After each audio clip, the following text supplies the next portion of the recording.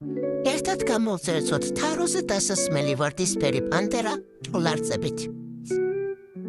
დავამზადოთ თუ რა ზომის იქნება ხელები, ფეხები, ტანი, თავი და კუდი. პირველ რიგში გავაკეთოთ პანტერას სახე. გავაკეთოთ ასეთი ურები.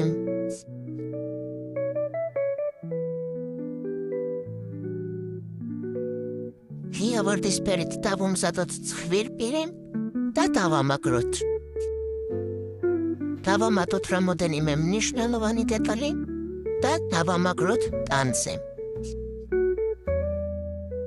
გამოვიყენოთ ისევ ღია ვარდისფერი და თითქმის მზადაა.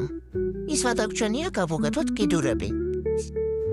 პირველ რიგში გავაკეთოთ გრძელი ფეხები.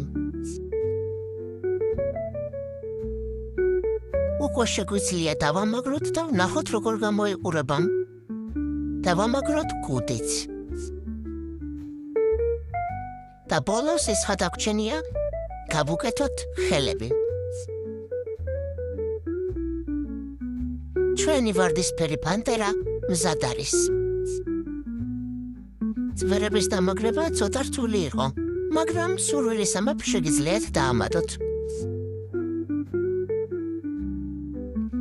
ფიქრობ ძალიან კარგი გამოვიდა.